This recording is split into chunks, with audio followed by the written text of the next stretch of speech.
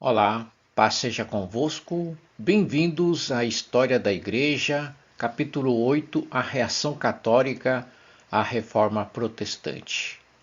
E é com grande alegria e espírito de reflexão que iniciamos este estudo sobre a Contra-Reforma Católica e os desdobramentos históricos que influenciaram a Igreja e a sociedade no Brasil. A história da Igreja não é apenas uma sucessão de eventos e datas, mas também uma vivência profunda dos desafios e transformações que moldaram nosso caminho de fé e convivência. E neste capítulo vamos explorar como a Igreja Católica reagiu à Reforma Protestante e à intensa atividade missionária que se seguiu, particularmente nos territórios coloniais como o Brasil. A expansão portuguesa e espanhola, aliada ao fervor religioso, trouxe consigo grandes transformações não apenas nas fronteiras do mundo conhecido, mas também nas relações entre Igreja e Estado, nas práticas educacionais e na evangelização das novas terras. Refletiremos também sobre o papel vital das ordens religiosas, especialmente a Companhia de Jesus, que desempenhou um papel fundamental na catequese dos povos indígenas e na consolidação do catolicismo no Brasil. Esta jornada pela história nos levará a entender melhor os desafios, as lutas e as vitórias que marcaram a vivência cristã nos séculos passados e como suas consequências ainda ecoam em nossa sociedade atual. Tópico 1: Portugal e Espanha. Enquanto muitos se alinharam com as ideias reformadoras de Lutero, outros permaneceram leais ao catolicismo e buscaram uma renovação interna. Veremos como fatores políticos e econômicos, especialmente em Portugal e Espanha, influenciaram esse movimento. A Península Ibérica, com seu histórico de expansão e navegação, posicionou-se de maneira singular para liderar essa resposta da Igreja Católica. Vamos entender os aspectos essenciais que prepararam esse cenário, como a circulação de moeda e o impacto das cruzadas que abriram caminhos comerciais que moldaram a Europa da época. Portugal e Espanha na expansão europeia. Durante os séculos XII e XIII, a Europa viveu um contexto favorável de aumento na produção de alimentos e maior circulação de moedas. Esse desenvolvimento permitiu a formação de ligas comerciais como a Hanseática e a Lombarda, que incentivaram o comércio entre cidades e, eventualmente, entre continentes. O comércio com o Oriente, incentivado pelas cruzadas, fortaleceu ainda mais essas relações comerciais e contribuiu para a futura expansão dos países ibéricos. Portugal e Espanha, devido à sua posição geográfica estratégica, foram essenciais na condução das grandes navegações que ampliaram o domínio europeu. A crise monetária e a busca por ouro e prata.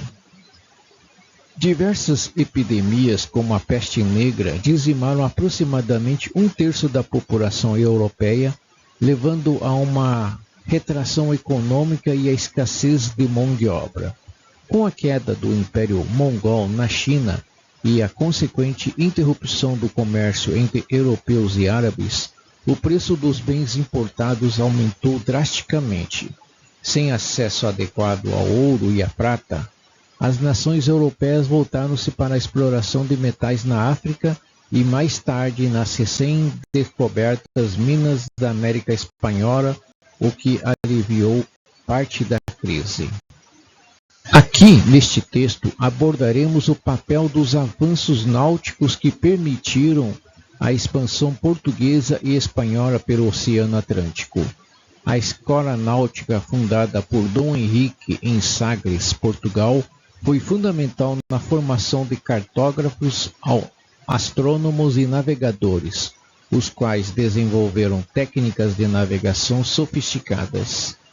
Esses avanços, somado à experiência de navegação costeira, permitiram que os exploradores ibéricos se aventurassem cada vez mais no oceano, culminando na descoberta de rotas alternativas ao Oriente. A criação de mapas com rotas e correntes marinhas foi essencial para a exploração de terras desconhecidas e estabelecimento de colônias. Agora exploraremos um evento-chave que motivou a busca de Portugal e Espanha por novas rotas: a queda de Constantinopla para os turcos otomanos em 1453. Essa queda bloqueou o acesso europeu ao comércio com o Oriente pelo Mediterrâneo, obrigando os exploradores a procurar alternativas. A busca por uma nova rota marítima até o Oriente se tornou um objetivo essencial para as potências ibéricas. Essa busca resultou na chegada dos europeus à América e na abertura de uma nova era de expansão territorial e comercial. Portugal e Espanha emergiram como líderes nessa empreitada, pavimentando o caminho para a globalização das trocas econômicas e culturais. Agora vamos abordar a importância da reconquista cristã que começou no século VIII, quando os muçulmanos conquistaram grande parte da Península Ibérica. Os remanescentes cristãos, isolados nas Astúrias, organizaram a resistência. O objetivo era recuperar os territórios perdidos, o que se tornou um processo contínuo que durou séculos. A reconquista não foi apenas uma campanha militar, mas também um esforço de reorganização política e social que moldou o futuro de Portugal e da Espanha. Essa luta foi vital para definir as fronteiras e a identidade cultural de Portugal, diferenciando o norte do sul, o que teve consequências significativas para a administração e a centralização do poder no futuro. Agora vamos entender como os cristãos organizaram sua resistência. Após a conquista muçulmana, os remanescentes cristãos recuaram para as montanhas das Astúrias. Essa região montanhosa tornou-se um reduto seguro para os cristãos que lentamente iniciaram sua contraofensiva. Com o tempo, expandiram seus domínios para o sul, recuperando terra dos muçulmanos. Esse avanço gradual foi essencial para a consolidação do poder cristão na Península Ibérica. À medida que mais terras eram retomadas, os cristãos estabeleceram novas fronteiras e reorganizaram a administração local, criando uma base para a futura formação de Portugal como nação independente. Neste texto, vamos explorar como a Reconquista impactou a organização política em Portugal. Com a retomada de territórios, Portugal dividiu suas regiões de forma estratégica. O norte tornou-se o centro administrativo e de poder da nobreza, enquanto o sul, que era gradualmente recuperado, foi distribuído entre a coroa e os nobres, que participaram das batalhas. Esse sistema de doações de terras foi uma forma de premiar a lealdade e assegurar o controle sobre as novas áreas. Além disso, promoveu uma migração interna, com pessoas se deslocando do norte para o sul em busca de novas oportunidades. Esta reorganização territorial preparou Portugal para uma administração centralizada mais eficiente, algo incomum na Europa naquela época. A Reconquista não foi apenas uma conquista territorial, mas também um movimento que promoveu a integração cultural. À medida que os cristãos recuperavam terras, havia um influxo de pessoas do norte para o sul, o que resultou em uma mistura de diferentes culturas. Cristãos, muçulmanos remanescentes e judeus passaram a conviver e a influenciar mutuamente suas tradições, criando uma sociedade diversificada. Essa miscigenação não apenas fortaleceu a economia, mas também contribuiu para a formação de uma identidade portuguesa única. A capacidade de Portugal de unificar diferentes culturas sob um sistema administrativo centralizado foi um diferencial significativo no cenário europeu medieval. O mercantilismo. Para iniciar, é importante entender o contexto do mercantilismo que guiou a expansão portuguesa durante os séculos XV e XVI. Os portugueses, como outros europeus, enfrentavam uma escassez de metais preciosos, o que levou à valorização do ouro e da prata. Para superar essa falta de recursos, Portugal buscou novas rotas de comércio e territórios onde pudessem explorar essas riquezas. Além das motivações econômicas, havia também um desejo político de ampliar o domínio territorial e uma missão religiosa inspirada pela reconquista cristã, que orientava o expansionismo português como uma espécie de cruzada. Esses fatores combinados foram cruciais para o sucesso das navegações e das colônias que se seguiriam. Agora vamos explorar como Portugal começou sua expansão territorial. A primeira grande conquista foi a cidade de Ceuta, no norte da África, que marcou o início de uma série de empreendimentos além mar. Logo após os portugueses colonizaram as Ilhas de Madeira e Açores, onde introduziram a produção de açúcar, isso foi significativo porque o açúcar tornou-se uma das especiarias mais valorizadas no mercado europeu. Para administrar essas terras, Portugal implementou o sistema de capitanias hereditárias, um modelo que seria posteriormente aplicado ao Brasil, permitindo uma gestão mais eficiente das novas colônias. Esse sistema facilitou o controle e a exploração econômica das terras recém-conquistadas, enquanto reforçava o poder da coroa portuguesa. Agora vamos explorar o aspecto religioso que motivou o expansionismo português. Durante séculos, a sociedade portuguesa foi moldada pela experiência da Reconquista, um período em que o objetivo era recuperar os territórios dos muçulmanos. Esse espírito de cruzada continuou a influenciar a mentalidade portuguesa mesmo após o fim da Reconquista. Cada expedição marítima era vista não apenas como uma busca por riqueza, mas também como uma missão divina para espalhar o cristianismo. Essa combinação de fervor religioso com ambições econômicas e políticas ajudou a legitimar as conquistas territoriais e a expansão do Império Português. Essa missão era tanto militar quanto espiritual, contribuindo para o sucesso das colonizações e a disseminação da fé católica. Tópico 2. Contexto ibérico e navegações ultramarinas.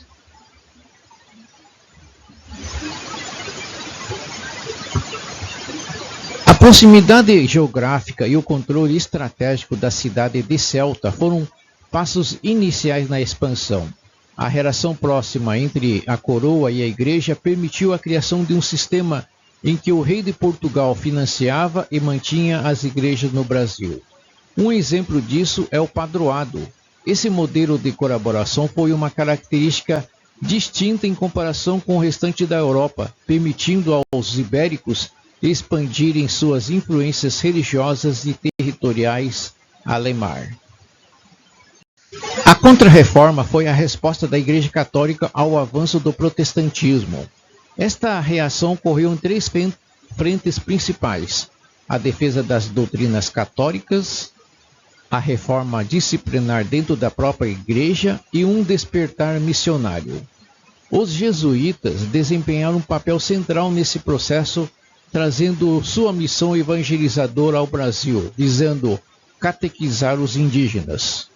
O movimento não se limitou apenas à reafirmação doutrinária, incluiu também o fortalecimento da Inquisição e a criação do Index Librorum. Prohibitorum, que regulava os livros que poderiam ser lidos pelos fiéis. Essa reforma interna buscava tanto restaurar a unidade da fé católica quanto corrigir abusos que haviam sido criticados pelos reformadores protestantes. O Concílio de Trento foi um marco vital para a Contra-Reforma, realizado entre 1545 e 1552. Seu objetivo principal era resolver as questões doutrinárias e reformar a disciplina da Igreja. As ordens religiosas, como os jesuítas, foram regulamentadas e incentivadas a expandir o evangelismo. A partir desse momento, os jesuítas, com seu enfoque missionário, tornaram-se protagonistas na propagação da fé católica em territórios recém-descobertos como o Brasil. A missão deles era não apenas converter, mas também educar e civilizar os povos nativos. Este esforço missionário foi parte de uma estratégia maior para combater o crescimento das ideias protestantes na Europa e em outras partes do mundo. Tópico 3. O Concílio de Trento. Na segunda metade do século XVI, a divisão religiosa da Europa tornou-se mais clara e intensa. Enquanto o protestantismo, nas suas formas luterana e calvinista, consolidava-se nas regiões do norte, como a Alemanha e países escandinavos, o catolicismo predominava nos países mediterrâneos. A região central da Europa, compreendendo França, Áustria, Países Baixos e Suíça, tornou-se uma área de conflito contínuo, gerando uma série de guerras religiosas que devastaram essas regiões. Essas divisões não eram apenas teológicas, mas também política, refletindo o crescente poder das nações em busca de autonomia frente à influência da Igreja Católica. Muitas dessas tensões perduraram por séculos e em algumas ainda têm ecos no cenário contemporâneo. O Concílio de Trento foi uma resposta direta da Igreja Católica à ameaça representada pela Reforma Protestante. Realizado entre 1545 e 1563, este concílio teve como objetivo principal reafirmar os dogmas católicos que estavam sendo questionados pelos reformadores. Além disso, visou implementar reformas internas significativas para corrigir abusos e fortalecer a disciplina dentro do clero. Entre as decisões tomadas destacam-se a reafirmação da presença real de Cristo na Eucaristia, a importância dos sacramentos e a necessidade de uma hierarquia eclesiástica dedicada. O concílio também reforçou o papel da educação teológica, buscando assegurar que os padres fossem bem informados para responder às críticas protestantes e liderar suas comunidades com maior rigor e moralidade. As consequências do Concílio de Trento foram profundas e duradouras para a Igreja Católica. Entre as reformas implementadas, a criação de seminário tornou-se essencial para a formação adequada dos padres, garantindo que estivessem bem preparados tanto teologicamente quanto moralmente. A disciplina eclesiástica foi rigorosamente regulamentada, buscando erradicar práticas abusivas que haviam sido criticadas pelos protestantes. O concílio também reforçou a autoridade do Papa e fortaleceu a Inquisição, cuja missão era combater heresias e proteger a ortodoxia católica. O Index Librorum Prohibitorum, ou Índice de Livros Proibidos, foi outra medida adotada para controlar a disseminação de ideias consideradas perigosas. Essas mudanças não apenas consolidaram a posição da Igreja na Europa, mas também influenciaram sua atuação em territórios coloniais como o Brasil. Tópico 4. Inácio de Loyola e a Companhia de Jesus. Inácio de Loyola, nascido em 1496, inicialmente seguiu a carreira de um cavaleiro nobre espanhol, Contudo, em 1521, sua vida mudou completamente após sofrer um grave ferimento causada por uma bala de canhão durante a defesa de Pamplona contra os franceses. Enquanto se recuperava, passou a ler textos religiosos que despertaram nele um desejo profundo de servir a Deus. Inspirado pelas histórias de São Francisco e São Domingos, decidiu abandonar sua vida secular para se dedicar à vida espiritual. Inácio buscou uma nova direção em sua vida, iniciando uma peregrinação a Jerusalém e, posteriormente, se dedicando ao estudo e à formação religiosa. Após anos de formação espiritual e enfrentando a Inquisição, que era contrária à pregação por leigos, Inácio de Loyola fundou a Companhia de Jesus com o apoio de seus colegas em 1540. A ordem foi oficialmente reconhecida pelo Papa e estabeleceu uma organização com um forte sentido de disciplina militar e dedicação religiosa. Inácio e seus companheiros se comprometeram a defender a fé e promover o aperfeiçoamento espiritual. A ordem foi estruturada para ser uma força missionária, enviando jesuítas para as regiões da Ásia, África e América, onde se dedicaram a converter populações não cristãs e a educar as comunidades. A companhia também se destacou pela criação de escolas e universidades, promovendo a educação e a evangelização. Uma das maiores contribuições de Inácio de Loyola para a Igreja Católica foram seus exercícios espirituais, um guia prático para alcançar a maturidade espiritual e se afastar do pecado. Estes exercícios tornaram-se a base para a formação dos jesuítas, que eram preparados para enfrentar desafios em suas missões evangelizadoras ao redor do mundo. A Companhia de Jesus adotou a obediência absoluta ao Papa e um compromisso de pobreza e castidade. Essa dedicação tornou-os uma força poderosa para a Contra-Reforma, ajudando a Igreja a recuperar fiéis e a expandir para novos territórios. As características da disciplina, fervor religioso e missão internacional distinguiram os jesuítas das outras ordens religiosas, como os franciscanos e os dominicanos. Tópico 5. A Contra-Reforma chega ao Brasil. A partir de 1549, a Companhia de Jesus, liderada por Manuel de Nóbrega, iniciou sua missão no Brasil como parte das diretrizes da Contra-Reforma. A Igreja Católica, em resposta ao avanço do protestantismo na Europa, buscou expandir seu domínio na América do Sul, fortalecendo sua presença religiosa e estabelecendo um novo império espiritual. Os jesuítas tinham a missão de converter os indígenas e instaurar a fé católica como base da sociedade colonial, aproveitando o apoio do governo português. Esta estratégia era parte do esforço maior para assegurar o controle da Igreja sobre territórios recém-descobertos e proteger a fé em face das ameaças protestantes e judaicas que se espalhavam pelo mundo. As reduções eram comunidades indígenas estabelecidas pelos jesuítas com o objetivo de reduzir os índios à vida civilizada europeia. Esse processo, conhecido como etnocentrismo, desconsiderava completamente a cultura e os costumes indígenas.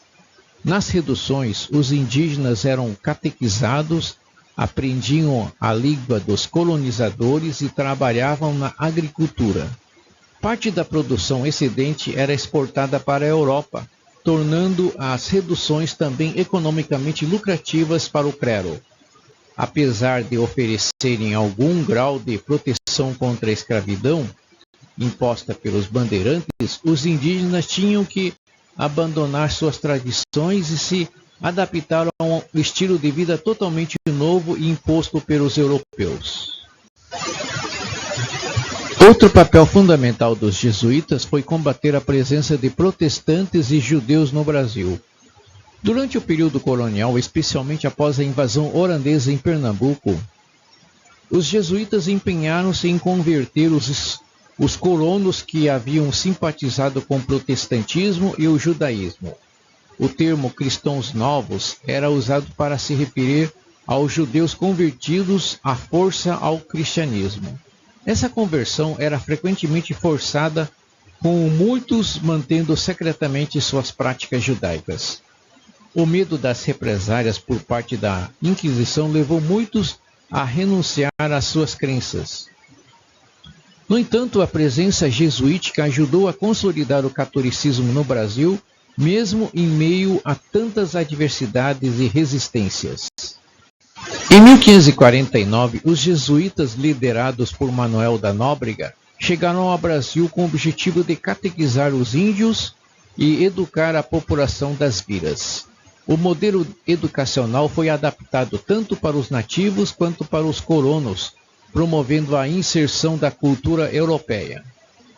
Nas aldeias indígenas, a catequese visava converter os nativos ao cristianismo e ao estilo de vida europeu, enquanto nas vilas como São Vicente, os jesuítas buscavam educar futuros missionários. A relação próxima entre coroa portuguesa e a Companhia de Jesus através do padroado foi fundamental para garantir o financiamento e o sucesso dessas iniciativas. Essa educação estruturada ajudou a consolidar a presença católica no Brasil. O sucesso da educação jesuíta no Brasil foi sustentada por uma parceria estratégica entre a coroa portuguesa e a Companhia de Jesus, conhecida como padroado. Esse sistema permitia que o rei de Portugal nomeasse líderes religiosos e, em troca, financiava as missões jesuíticas. Em 1564, Dom Sebastião instituiu o redízima, um imposto que alocava recursos das colônias para sustentar colégios e missões. Santo Inácio, fundador da ordem, proibia o enriquecimento pessoal dos jesuítas, mas a redízima assegura que as missões tivessem os fundos necessários para manter essas atividades. Além de catequizar os indígenas, essa aliança visava a conquista territorial em meio à competição com outras potências europeias como franceses e holandeses. O currículo educacional nas missões jesuíticas seguia o modelo de Ratio Studiorum, que incluía 5 classes de disciplinas: retórica, humanidade e 3 níveis de gramática, além do estudo de filosofia. O curso durava cerca de 9 anos e utilizava materiais clássicos como Cícero, Ovídio e Eneida. Essa abordagem educacional foi vital para a formação de quadros locais, capacitando tanto os colonos quanto os indígenas. O impacto dessa educação foi tão profundo que, em menos de 50 anos após sua chegada, os jesuítas haviam espalhado sua influência por toda a América Latina, Europa e Ásia. No entanto, a expulsão da ordem em 1759 interrompeu abruptamente essa iniciativa, levando ao colapso do sistema educacional jesuíta no Brasil. A transição para um sistema leigo foi gradual, culminando no modelo de escolas públicas que hoje conhecemos. No início do período colonial, os bandeirantes surgiram como figuras controversas. Eram homens empurrados pela pobreza e miséria a explorar o interior do Brasil em busca de riquezas e escravos indígenas. Historiadores têm opiniões divergentes. Alguns os tratam como heróis por expandirem as fronteiras do Brasil, enquanto outros os veem como bandidos devido à brutalidade contra os nativos. Eles foram fundamentais para estabelecer o território que temos hoje, avançando além do Tratado de Tordesilhas. A série A Muralha, escrita por Maria Adelaide Amaral, ilustra essa história, abordando a fundação de São Paulo de Piratininga. As reduções eram comunidades fundadas pelos jesuítas para catequizar e proteger os indígenas. Nestas repúblicas praticamente autônomas, jesuítas e nativos conviviam em harmonia, produzindo para a autossustentação. No entanto, essa prosperidade atraía os bandeirantes que viam nas reduções uma fonte de escravos já catequizados. Apesar da resistência que incluía treinamento militar inspirado em Inácio de Loyola, os jesuítas foram frequentemente derrotados devido à superioridade das bandeiras paulistas. No auge dos conflitos, o rei e o papa autorizaram os jesuítas a se armarem para proteger os 7 povos das missões, mas a resistência não foi suficiente para impedir a destruição dessas comunidades. Com o Tratado de Madrid, Portugal e Espanha decidiram fixar suas fronteiras e os 7 povos das missões foram entregues aos portugueses. Isso implicou na evacuação dos jesuítas e seus protegidos, o que gerou uma feroz resistência por parte dos indígenas. A rebelião durou 3 anos, mas acabou com o massacre dos nativos. Este conflito marca o fim do ciclo dos bandeirantes e o declínio da influência jesuíta no Brasil. Com a separação crescente entre a Igreja e Estado, o controle da educação e da administração passou para o clero regular e as autoridades coloniais, levando a um novo período na história do país. Durante o século XVII, a relação entre jesuítas e bandeirantes em São Paulo foi extremamente conflituosa. Entre 1643 e 1653, os paulistas expulsaram várias vezes os jesuítas da cidade devido à disputa por controle sobre os indígenas e os territórios. No entanto, a influência da Companhia de Jesus na região era tão forte que, a pedido do rei de Portugal, os jesuítas conseguiram retornar após 10 anos de negociações. Esse retorno, entretanto, não restaurou totalmente o poder da ordem, pois o contexto estava mudando para a expansão das atividades mineradoras e a necessidade de mão de obra para sustentar a economia. Os conflitos se intensificaram à medida que o foco econômico se deslocava para a região mineradora e o fornecimento de carne para o sudeste do Brasil pelo caminho de Viamão.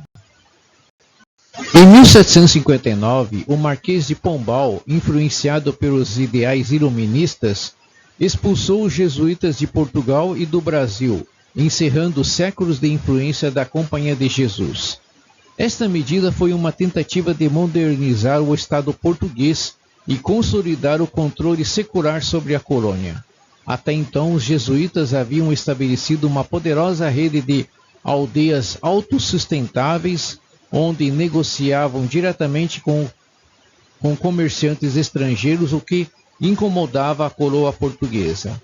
A expulsão dos jesuítas fez parte de um esforço maior para separar Igreja e Estado, permitindo que a administração pública assumisse o controle das aldeias que se transformaram em cidades.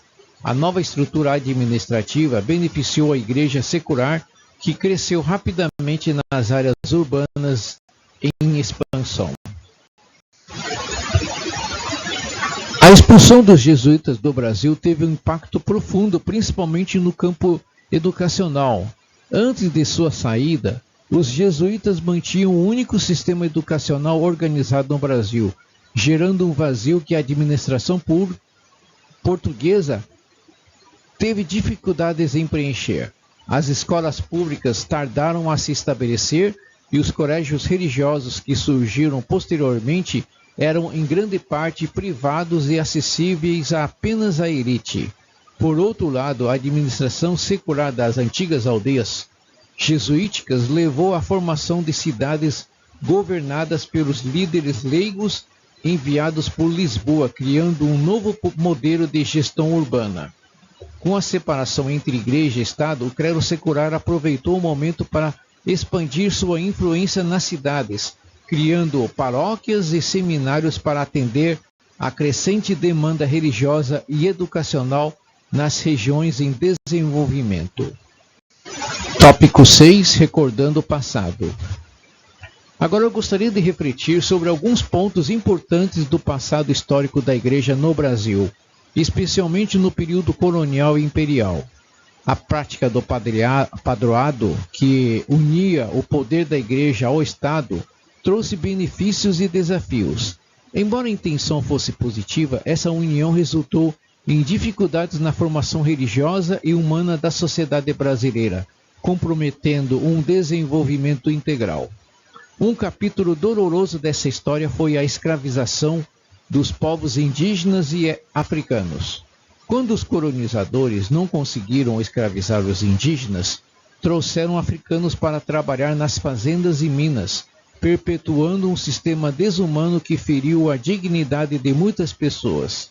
Apesar disso, a ação missionária no Brasil teve um papel fundamental na construção de uma cultura marcada pela fé cristã, abrindo espaço para a diversidade e promovendo valores humanos. Com a proclamação da República, houve uma separação oficial entre a Igreja e o Estado, permitindo que a Igreja se voltasse mais para o povo, restaurando ordens religiosas e promovendo missões nas regiões mais isoladas do país. Reconhecemos que, embora tenham existido muitos aspectos positivos, também houve erros que deixaram marcas profundas na sociedade. Hoje pedimos perdão e nos comprometemos a trabalhar pela justiça e reconciliação, promovendo uma sociedade mais fraterna e solidária. Resumo. O capítulo 8 da história da Igreja foca na resposta católica à reforma protestante, conhecida como Contra-Reforma. Esse movimento foi intensificado pela situação política e econômica de Portugal e Espanha, países que lideraram a expansão europeia. O processo de navegação e exploração do Novo Mundo, impulsionado por Portugal e Espanha, teve sua base em vários fatores: a busca por novas rotas devido à queda de Constantinopla, a escassez de metais preciosos e a escola náutica em Sagres, fundada por Dom Henrique. No contexto da Península Ibérica, a reconquista cristã, que teve início no século VIII, foi fundamental para a formação política futura de Portugal, promovendo a centralização administrativa e a integração cultural envolvendo cristãos, muçulmanos e judeus. Além disso, o mercantilismo e o fervor missionário desempenharam um papel central nas expedições expansionistas. O modelo de padroado e a relação entre coroa e a Igreja Católica foram fundamentais para a formação de uma estrutura de poder. A Contra-Reforma Católica incluiu o Concílio de Trento, que reformou a Igreja e estabeleceu novas ordens religiosas, como a Companhia de Jesus, com um papel essencial na evangelização do Brasil. Os jesuítas, com seu trabalho educativo e missionário, fundaram as reduções no Brasil, onde protegeram os indígenas e disseminaram a fé católica. No entanto, enfrentaram resistência dos bandeirantes e, após a expulsão dos jesuítas, em 1759, houve uma mudança significativa na administração colonial. Ao concluir o nosso estudo, é importante reconhecermos o impacto profundo que a Contra-Reforma teve na formação do mundo moderno, especialmente nas colônias portuguesas como o Brasil.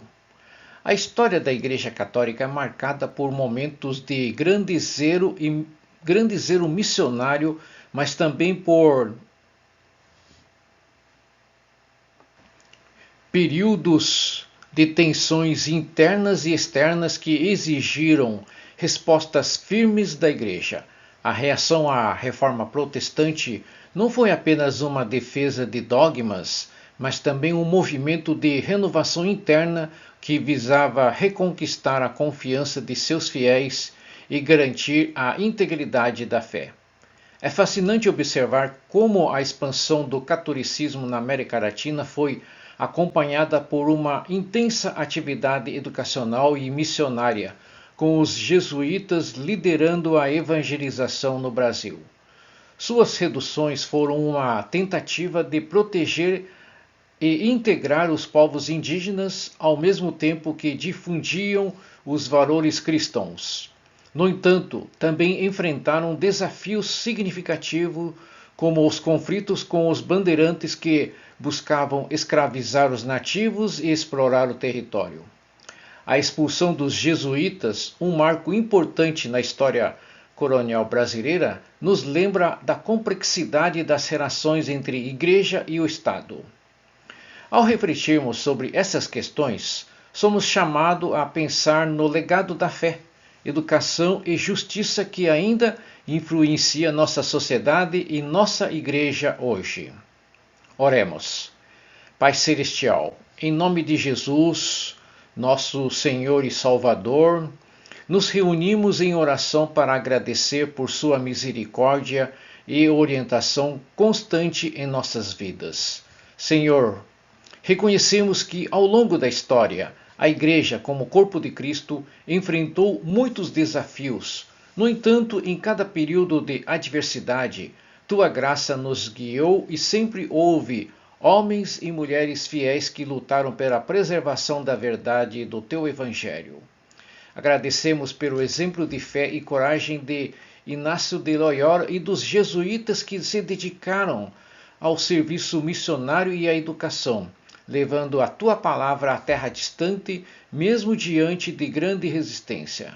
Senhor, sabemos que não é fácil viver a fé em um mundo de divisões e conflitos, mas como igreja somos chamados a ser instrumentos de paz e reconciliação. Pedimos, Pai, que nos conceda a sabedoria e o discernimento necessários para vivermos em sintonia com os teus ensinamentos.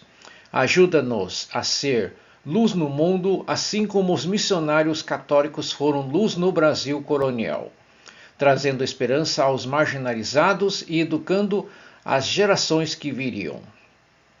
Que, ao refletirmos sobre a história da Igreja, possamos aprender com os erros do passado, buscando sempre promover a justiça, a verdade e a paz. Que nossa fé seja viva e transformadora, guiada pelo Espírito Santo, em nome de Jesus Cristo. Amém.